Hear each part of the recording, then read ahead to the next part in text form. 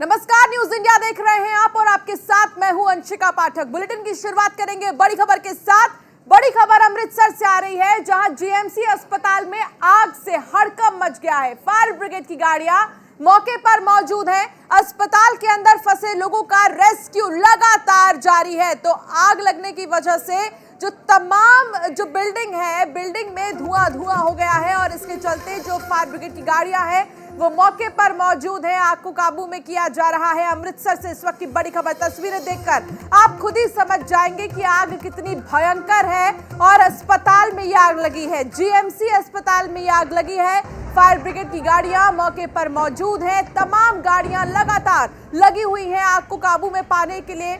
अस्पताल के अंदर फंसे लोगों को बाहर निकाला जा रहा है। लगातार रेस्क्यू ऑपरेशन जारी है। तो अमृतसर के अस्पताल की तस्वीर आपको हम दिखा रहे हैं, जहां जीएमसी अस्पताल में आग से हाहाकार है। अस्पताल में मरीज फंसे हुए हैं। कितने मरीज फंसे हैं इस बारे में अभी तक कोई पुख्ता जानकारी नहीं मिली है, लेकिन इन तस्वीरों को सबसे पहले गौर से आप देखिए कि आग की लपटें कितनी दूर दूर तक जा रही हैं। काफी भयावह आग ये है और आग के जो ये धुएं हैं आप देखेंगे आसपास के जो लोग हैं उन्हें सांस लेने में दिक्कतें भी हो रही हैं। लेकिन कह दिया गया है प्रशासन की तरफ से कि आसपास कोई भी ना रहे, सब अपने घर चले जाएं। और जो दमकल विभाग की गाड़ियां हैं वो मौके पर मौजूद हैं और लगातार आग को काबू में किया जा रहा है। अस्पताल में कई सारे मरीज फंसे हैं। कौन से वार्ड में कितने मरीज हैं इस बारे में कोई पुख्ता जानकारी नहीं है, लेकिन बावजूद इसके तस्वीर आपको सबसे पहले हम दिखा रहे हैं, जहां जीएमसी अस्पताल में ये भीषण आग लगी और हाहाकार मचा हुआ है। इस आग के लगते ही अस्पताल में जितने भी मरीज फंसे हैं उनको निकाला जा रहा है और साथ ही जो तमाम डॉक्टर्स भी हैं, नर्सेस भी हैं अस्पताल में, उनको भी बाहर निकाला जा रहा है। लेकिन जो आसपास की गाड़ियां हैं आप देखेंगे कि वहां पर जो लोग मौजूद हैं वो अपनी गाड़ियों को हटा रहे हैं फौरन, ताकि उनकी गाड़ी इस आग की चपेट में ना आए। लेकिन दमकल विभाग की जो तमाम गाड़ियां हैं वो भी पहुंच गई हैं। आग कैसे लगी इस बारे में अभी तक कोई जानकारी नहीं मिल रही है, लेकिन आग को देखकर ये साफ कहा जा सकता है कि किसी तरह लोग जो वहां पर मौजूद थे वो अपनी जान बचा रहे हैं और यहां से निकलने की पूरी कोशिश कर रहे हैं। प्रदीप हमारे सहयोगी हमारे साथ जुड़ गए हैं। प्रदीप, क्या जानकारी मिल रही है? आग आखिर कैसे लगी? क्योंकि तस्वीर हम दिखा रहे हैं दर्शकों को, काफी भयावह आग है ये और इसकी लपटें दूर दूर तक जा रही हैं। प्रदीप जी, इस वक्त मैं मौके पर मौजूद हूँ। आपको बताएं कि इस वक्त हम जीएमसी हॉस्पिटल में मौजूद हैं। यहाँ पर अगर जो कुछ घंटों पहले आग लगी, इतनी भीषण आग लगी कि पेशेंट जितने भी अंदर थे सभी पेशेंट को बाहर निकालना पड़ा मौके पर। और आपको एक चीज बता दें कि ये जो आग लगी है, ये ट्रांसफार्मर थे, इलेक्ट्रिसिटी के जो बड़े ट्रांसफार्मर थे हॉस्पिटल की अंदर वाली बिल्डिंग में ही रखे गए थे। तो कहीं ना कहीं ओवरलोड की बात कह सकते हैं या कहीं ना कहीं चूक हुई है प्रशासन की तरफ से कह सकते हैं या हॉस्पिटल की मैनेजमेंट की तरफ से कह सकते हैं कि चूक हुई है, जिसकी वजह से जो ट्रांसफार्मर थे, बिजली के इलेक्ट्रिसिटी के ट्रांसफार्मर थे, उसके अंदर काफी ऑयल होता है, वो हीट होने की वजह से ब्लास्ट हो गए, जिसकी वजह से आग पूरे हॉस्पिटल में धीरे धीरे फैल गई।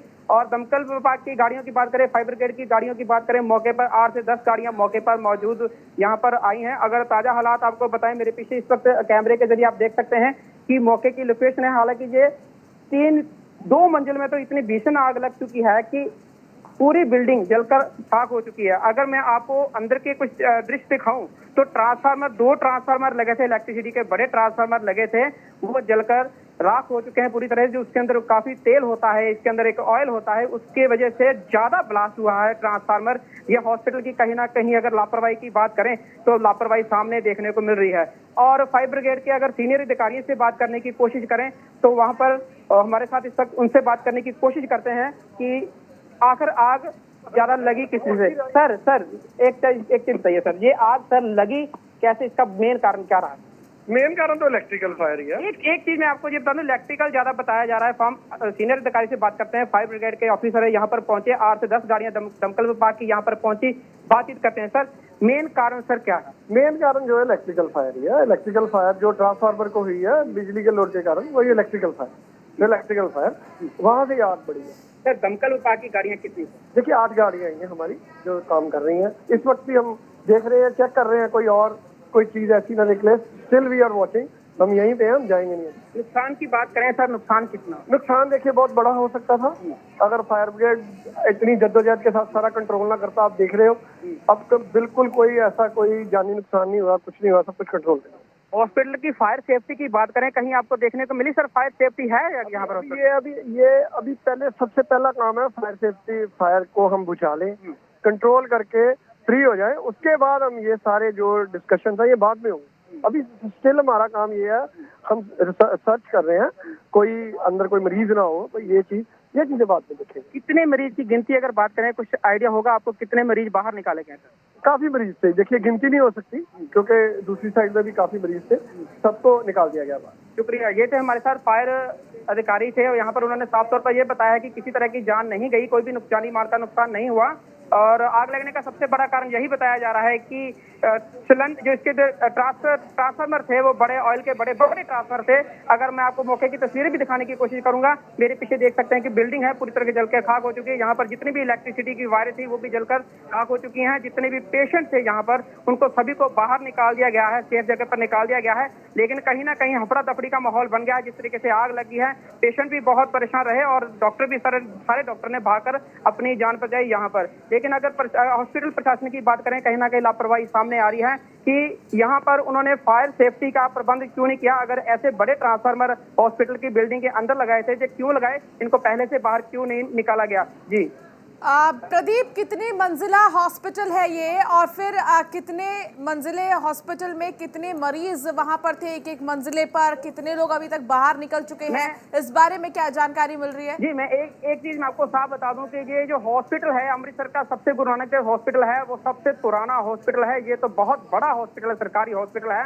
और मंजिलों की बात करें तो यहाँ पर बहुत बड़ी मंजिलें, अगर मेरे बाएं तरफ की बात करें, बाएं तरफ भी बहुत बड़ी मंजिलें हैं और दाएं भी बहुत बड़ी मंजिलें हैं। अगर इनके अंदर रूम गिनने की बात करें तो रूम गिने नहीं जाएंगे क्योंकि इतना बड़ा ये हॉस्पिटल है। और कहीं ना कहीं पेशेंट की बात करते हैं, यहाँ पर हजारों पेशेंट एक दिन में यहाँ पर एडमिट होते हैं और डिस्चार्ज होते हैं। इतना बड़ा हॉस्पिटल है क्योंकि गरीबी रेखा के नीचे जो भी लोग आते हैं ज्यादातर इसी हॉस्पिटल में आते हैं और बहुत भारी गिनती में यहाँ पर हॉस्पिटल में जो पेशेंट है वो अपना इलाज कराने के लिए आते हैं। और सबसे बड़ी राहत की खबर इसमें यही रही है कि कोई भी जानी माल का नुकसान नहीं हुआ, लेकिन ऐसे आग लग जाती है हॉस्पिटल में। आग लगने के वक्त प्रदीप, सवाल ये है कि आग लगने के वक्त वहां पर कितने मरीज थे, इस बारे में कब तक पता चल पाएगा? डॉक्टर्स भी होंगे, जाहिर सी बात है, इतना बड़ा हॉस्पिटल है, नर्स भी अंदर होंगे, तमाम जो कर्मचारी हैं हॉस्पिटल में काम करने वाले वो भी अंदर होंगे।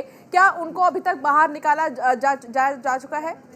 जी, अभी जो फायर ब्रिगेड अधिकारियों की बात करें, उन्होंने अपना सर्च ऑपरेशन खत्म कर दिया है क्योंकि उन्होंने साफ तौर पर कह दिया है कि जितने भी पेशेंट थे, स्टाफ थे, नर्सेस थे, सफाई कर्मी थे, सभी को सलामत बाहर निकाल दिया गया है। लेकिन किसी के भी नुकसान की कोई जानी माल की नुकसान है, लेकिन थोड़ी बहुत ही खरोचें लगी हैं। कुछ थोड़े बहुत आग लगने की वजह से हड़कंप जो मचा है उससे काफी ना थोड़े 2-4 लोग जो जख्मी हुए भी हैं। जी बिल्कुल प्रदीप, एक बार आप तस्वीर एक बार फिर से दिखाइए जीएमसी हॉस्पिटल की, कितना नुकसान हुआ है? क्या आसपास जो गाड़ियां खड़ी थी उनको भी नुकसान हुआ है? जी, मैं आपको अगर मौके की तस्वीरें दिखाऊं, मौके की तस्वीरें दिखाता हूं मैं आपको, कुछ देर आपको मौके की तस्वीरें दिखाता हूं। मेरे अगर पीछे देख सकते हैं, ये हॉस्पिटल का नजारा है बिल्कुल जहां पर आग लगी है।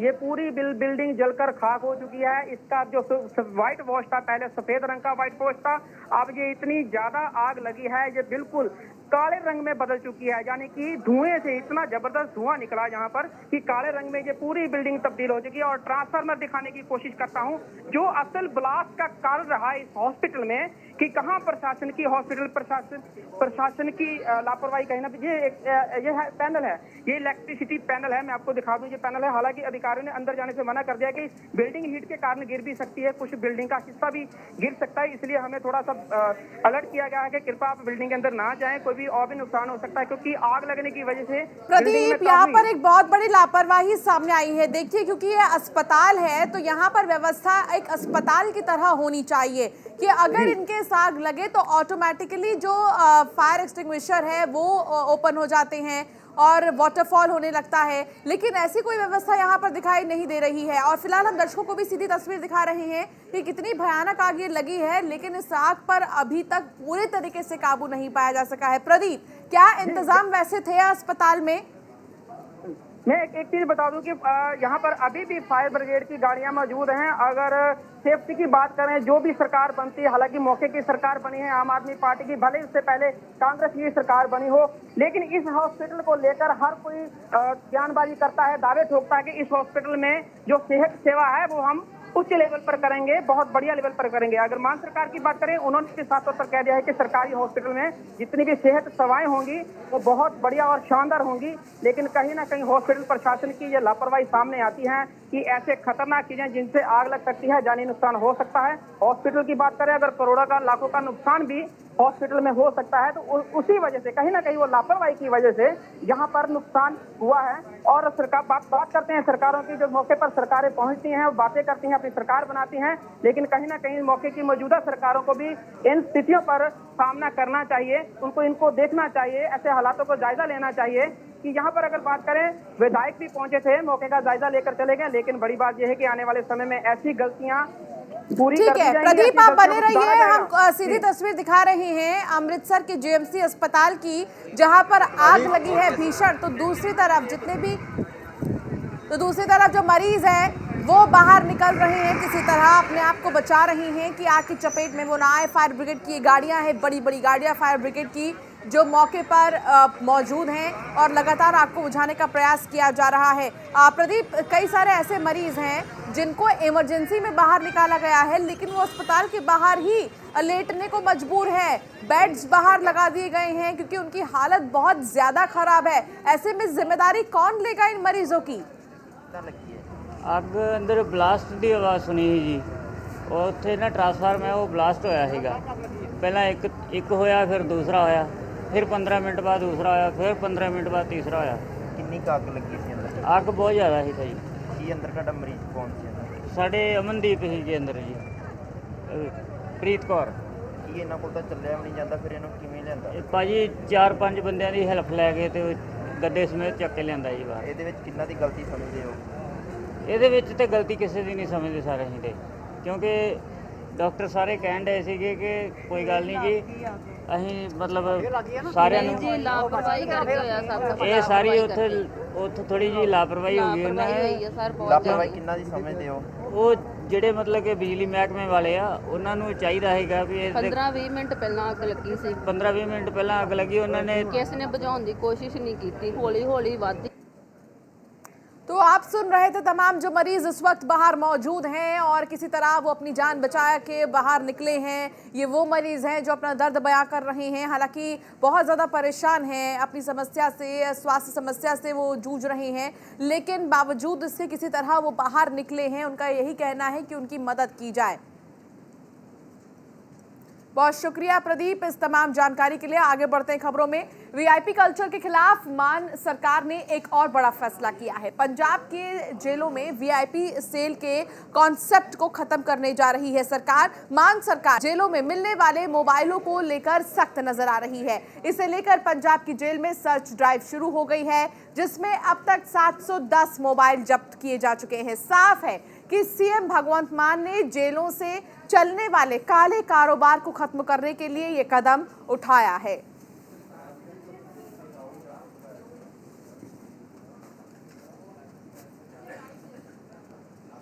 भारतीय जनता पार्टी के राष्ट्रीय अध्यक्ष जेपी नड्डा एक दिन के लुधियाना दौरे पर हैं। इस दौरान वो शहीद सुखदेव थापर की जन्मस्थली पर पहुंचे और उन्हें प्रणाम भी किया। नड्डा ने स्वतंत्रता सेनानी सुखदेव थापर की जयंती से एक दिन पहले लुधियाना में उनके पैतृक आवास पर उन्हें श्रद्धांजलि दी। इस मौके पर उनके साथ कई वरिष्ठ बीजेपी नेता मौजूद रहे। देखिए हमारे सहयोगी अरविंदर सरना की ये खास रिपोर्ट। दोस्तों, भारतीय जनता पार्टी के राष्ट्रीय प्रधान जेपी नड्डा जी का आज लुधियाना दौरा है। इस विषय को लेके उन्होंने सबसे पहले लुधियाना के नौगढ़ा मोहल्ले में शहीद सुखदेव थापर जी को आकर नमन किया है। आगे जाके उन्होंने एक रैली करनी है जहाँ पे कार्यकर्ताओं को संबोधन करना है। बिल्कुल जी, पहली बार आपको बता दें कि कल 15 तारीख को सुखदेव जी का जन्म दिहाड़ा है। उसी को लेके आज भारतीय जनता पार्टी के राष्ट्रीय प्रधान जेपी नड्डा जी आए हैं और उन्होंने उस घर दिखा दें आपको, जिस घर में ये पैदा हुए थे सुखदेव थापर। नौगढ़ा मोहल्ला पड़ता लुधियाना का, जहाँ पे इनका जन्म हुआ था। आज भारतीय जनता पार्टी के राष्ट्रीय जो एक प्रधान है, उन्होंने आके यहाँ शहीदों को नमन किया है। उसके बाद उनके छोटे छोटे प्रोग्राम हैं और उसके बाद एक बड़ी रैली है जो लोगों को संबोधित और कार्यकर्ताओं को संबोधित करेंगे। लुधियाना से न्यूज़ इंडिया के लिए मैं अरविंदर सराना। हमीरपुर के सिंथेटिक ट्रैक पर 30वीं राज्य स्तरीय एथलेटिक्स प्रतियोगिता का शुभारंभ हुआ। पूर्व मुख्यमंत्री प्रेम कुमार धूमल ने प्रतियोगिता का उद्घाटन किया। इस मौके पर उन्होंने नशे पर चिंता जताते हुए कहा कि खिलाड़ियों को गांव में ब्रांड एम्बेसडर बनकर काम करना चाहिए। पूर्व मुख्यमंत्री ने नशे के बढ़ते मामलों पर भी चिंता जाहिर की है। इस अवसर पर एथलेटिक्स फेडरेशन ऑफ इंडिया की उपाध्यक्ष और प्रदेश खेल विभाग की पूर्व निदेशक सुमन रावत मेहता, बीजेपी प्रदेश के मीडिया प्रभारी नरेंद्र अत्री सहित विभिन्न खेल संघों के पदाधिकारी मौजूद रहे। तो तस्वीर आपको हम दिखा रहे हैं जो ये प्रतियोगिता का आयोजन किया गया है। इस प्रतियोगिता में कितने लोग शामिल हुए। 30वीं प्रदेश स्तर की एथलेटिक्स मीट शुरू हुई है।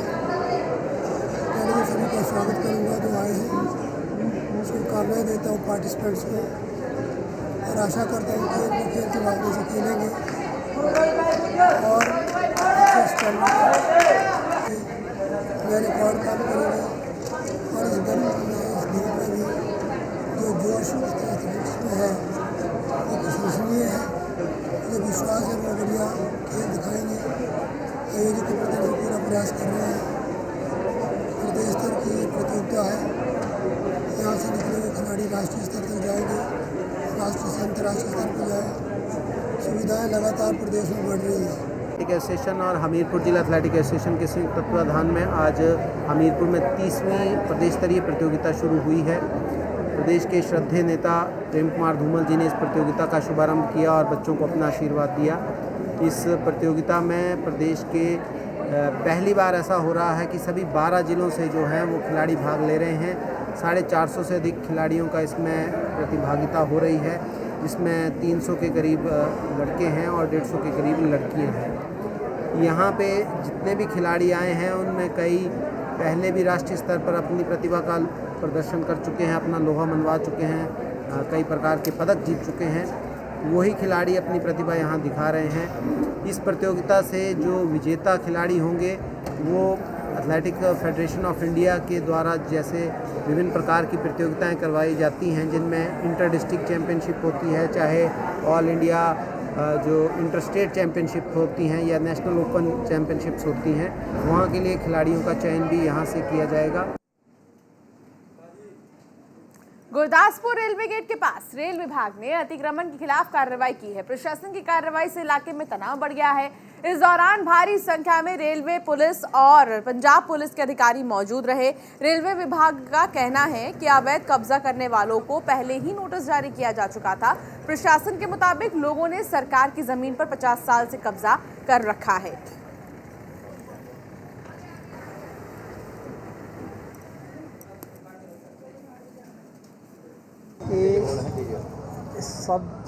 सब किसी को नोटिस दिया गया था और नोटिस चिपकाया भी गया था और इन लोग को 21 तारीख को भी तोड़ना कर दिया था, लेकिन उस समय प्रशासन नहीं आने के कारण, सिविल पुलिस नहीं आने के कारण हम लोग चले गए थे। फिर इनको इतला दिया गया था, नोटिस चिपका दिया गया था और तब कार्रवाई हो रही है।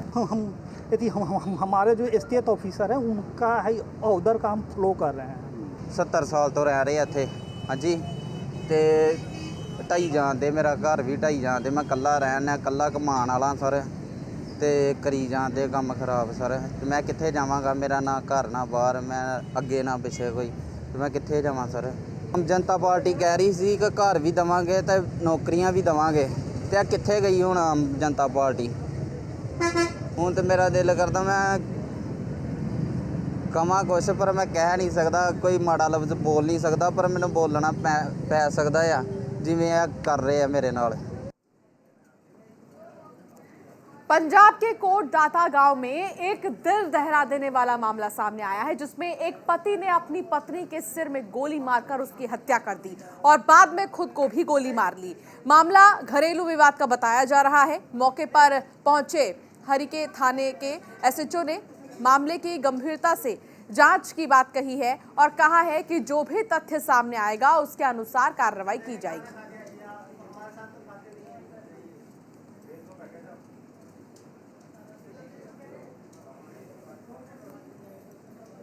ਇਹ ਮਾਮਲਾ ਇੰਜ ਜੀ ਸਾਨੂੰ ਕੋਈ 1:15 ਵਜੇ ਫੋਨ ਗਿਆ ਜੀ ਵੀ ਇੱਥੇ ਮੀਆਂ ਬੀਬੀ ਦਾ ਕੋਈ ਤਕਰਾਰ ਚੱਲਦਾ ਸੀ, ਝਗੜਾ ਚੱਲਦਾ ਸੀਗਾ।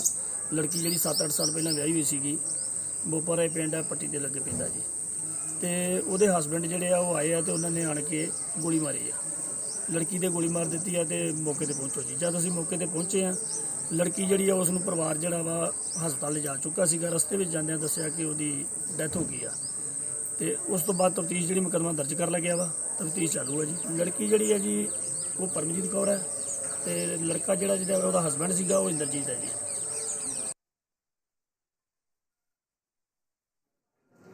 और चलिए अब बात हिमाचल प्रदेश की करेंगे, जहां हिमाचल प्रदेश विधानसभा चुनाव करीब आ रहे हैं। ऐसे में कांग्रेस और बीजेपी में नेताओं के दल बदलने की खबरें तेज हो गई हैं। दोनों ही पार्टियां विरोधी दल को कमजोर करने की चालें चल रही हैं।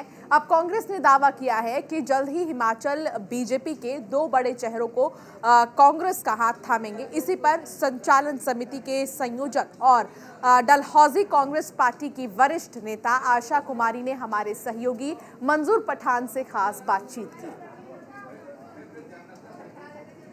हमारे साथ बातचीत करने के लिए मौजूद हैं अखिल भारतीय कांग्रेस कमेटी की पूर्व महासचिव, पंजाब की पूर्व प्रभारी और हिमाचल प्रदेश की पूर्व शिक्षा मंत्री सहित डलहौजी से 6 बार की विधायिका आशा कुमारी।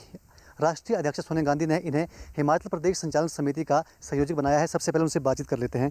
आपको हिमाचल प्रदेश संचालन समिति का संयोजक बनाया गया है, उसके बाद बड़ी जिम्मेदारी आपको सौंपी गई है। इस जिम्मेदारी को आप कैसे देखते हैं? मैं श्रीमती सोनिया गांधी जी का और कांग्रेस आला कमान का धन्यवाद करना चाहती हूँ, जो उन्होंने संचालन समिति बनाई है, जिसके अध्यक्ष हमारे सीनियर कुलीग आनंद शर्मा जी हैं। मैं उनके साथ संयोजक हूँ। और जो आगामी चुनाव हैं उसकी रणनीति किस तरह की बनेगी, किस तरह से हमें जो हमारी 88 की 88 कॉन्स्टिट्यूंसियाँ हैं उसमें किस तरह से हमने चुनाव लड़ना है, टिकट्स का आवंटन जो है वो कोशिश हमारी ये होनी चाहिए कि एक ही क्राइटेरिया हो और वो है विनेबिलिटी। जो जीत सकता है उसको टिकट देने का प्रयास होना चाहिए और एकजुटता से लड़ेंगे। और भी समितियां बनाई हैं और भी जिम्मेवारियां दी गई हैं। सब एकजुट होकर के इस जिम्मेदारी को निभाएंगे तो मुझे पूरा विश्वास है कि कांग्रेस की सरकार जो है 2022 में भारी बहुमत से जीतेगी। हिमाचल प्रदेश के बीजेपी के प्रभारी है अविनाश राय खन्ना, उन्होंने कहा था कि चंबा ज़िला से 2 बड़े चेहरे बीजेपी में शामिल होने वाले हैं, क्या कहेंगे उनको? देखिए, मुझे नहीं मालूम कि अविनाश राय खन्ना जी बड़े चेहरे किन को मानते हैं, मगर मैंने पहले भी कहा, फिर से कहना चाहूँगी कि चंबा ज़िले में 5 चुनाव क्षेत्र हैं और इन 5 चुनाव क्षेत्र के जो पूर्व विधायक हैं या मैं एक सिटिंग विधायक हूँ कांग्रेस की, उसमें ठाकर सिंह भरमौरी जी हैं, कुलदीप पठानिया जी हैं, मैं हूँ,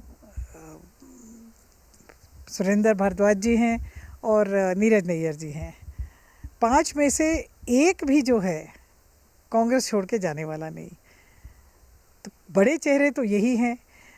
बाकी हाँ, अविनाश राय खन्ना जी अपने घर में जो है झांक के ज़रूर देख लें। बहुत सारे भारतीय जनता पार्टी के लोग जो हैं वो हमारे संपर्क में हैं, जो भारतीय जनता पार्टी की नीतियों से तंग आकर के, त्रस्त होकर के वो कांग्रेस में आना चाहते हैं। कांग्रेस का कोई भी, चंबा ज़िले का कोई भी नेता जो है वो भारतीय जनता पार्टी में जाने वाला नहीं है। चंबा से न्यूज़ इंडिया के लिए मंजूर पठान की रिपोर्ट। सिख फॉर जस्टिस के जनरल काउंसिल गुरपतवंत सिंह पन्नू ने एक और धमकी भरा मैसेज जारी किया है। ये संदेश सीएम जयराम ठाकुर और जस्टिस शुभांगी के नाम जारी किया गया है।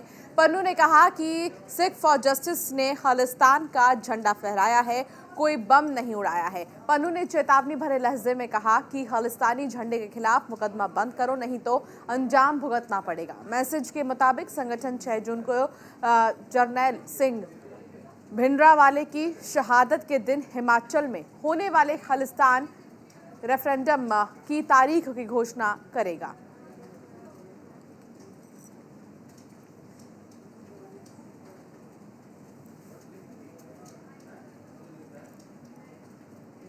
केंद्रीय मंत्री अनुराग सिंह ठाकुर 2 दिवसीय दौरे के लिए हिमाचल प्रदेश पहुंचे हैं। पार्टी कार्यकर्ताओं ने चंबा में आयोजित जनसभा में उनका गर्मजोशी से स्वागत किया।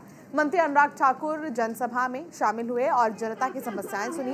इस दौरान उन्होंने कहा कि चंबा जिला में FM की सुविधा और नेटवर्क सुधारने का काम किया जाएगा। उन्होंने लोगों को मोदी सरकार की योजनाओं के बारे में जानकारी दी और कहा कि मोदी सरकार के प्रयासों से हिमाचल विकास की राह पर आगे बढ़ रहा है।